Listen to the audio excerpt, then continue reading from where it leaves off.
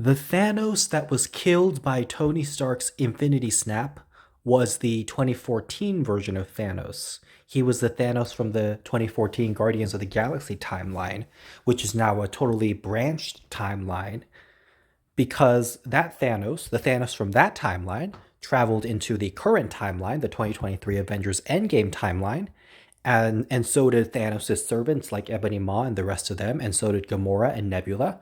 So Thanos and his servants were all killed by Tony Stark's Infinity Snap, which means they're dead now. And the Gamora from that timeline stayed in the current timeline, and she's going to appear in Guardians of the Galaxy Volume 3. And the Nebula from that timeline was killed by the Nebula from this timeline, so she's gone. So that means that the 2014 Guardians of the Galaxy timeline is now a totally branched reality, and things are going to be drastically different there because there is no Thanos, no Nebula, no Gamora, no Thanos' servants. So right off the bat, Guardians of the Galaxy is completely different because Gamora is not in the picture.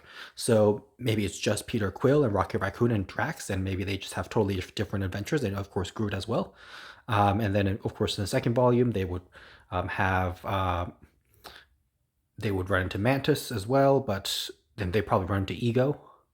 But without Gamora, their adventure would be massively different, and without Thanos, their adventure would be different too. Now, Avengers Ultron, probably not so different, probably still similar. And Avengers Civil War, probably not so different either, probably just similar. And Doctor Strange, probably not different at all, probably just similar, same. Thor Ragnarok, now this gets interesting because Odin would still die, and Hela would still return. And of course, Thor would still pull the brilliant move of making Surtur rise from the fire, and Surtur would kill Hela and destroy Asgard. But in this reality, Thanos does no longer exist because he died in the other reality. So Thanos is gone, Thanos' servants are gone. So that means nobody intercepts the Asgardian ship, and nobody kills all those Asgardians. So Heimdall survives, Loki survives, Heimdall and Loki are still alive. So Heimdall, Loki, King Thor of Asgard, Valkyrie, and Hulk, and the rest of the Asgardians, as well as Korg and Meek, they go to Earth, they go to Norway, and they build New Asgard. Now, of course, Loki does have the Tesseract, so maybe he'll cause some mischief with that, or maybe they'll just keep the Tesseract on in the area. But of course, I'm sure it's probably not a good idea to keep, what is it, 3 Infinity Stones on Earth, because Vision would have the Mind Stone, and the Time Stone is with Doctor Strange, and now the Space Stone would be with New Asgard, so maybe they would have to figure out something. So the Asgardians live peacefully and have a nice life. And I'm sure Thor would invite the Avengers over to his new home, new Asgard, and they would probably have a lot of fun.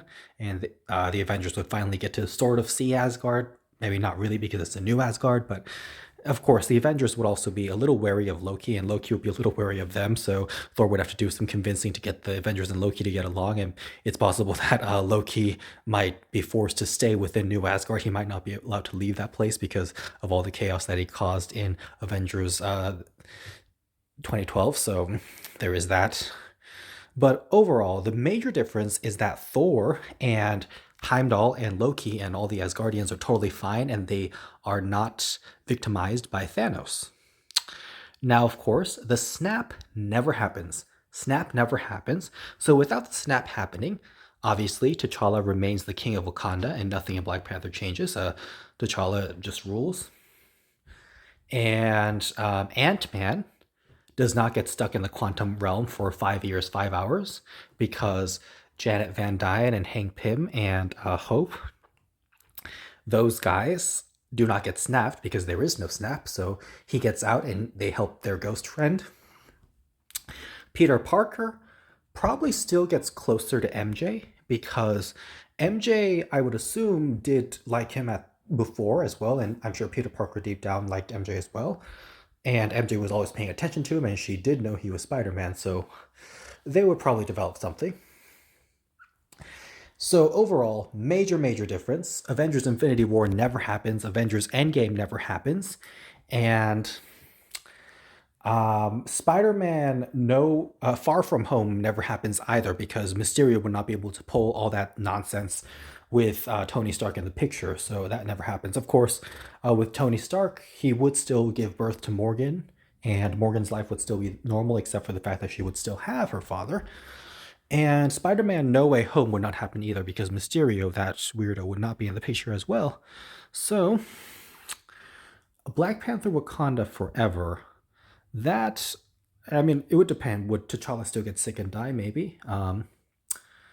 Yeah, it's just hard to say. Thor: Love and Thunder might be. Thor: Love and Thunder might still happen because I'm sure Gore would still have his vendetta against the gods, and I'm sure Jane Foster would still need a cure for her illness, and so maybe she would still go to New Asgard and then seek out Mjolnir, and that she would maybe bond with the hammer and that. So major changes, major changes. The 5 year awkward period never happens, and the decimation of Asgard doesn't really happen in that way. So, overall, good news for the 2014 branched reality. Those people are never going to know what they escaped. Those people are never going to know the horrible fate that they were bound to have, but were saved from.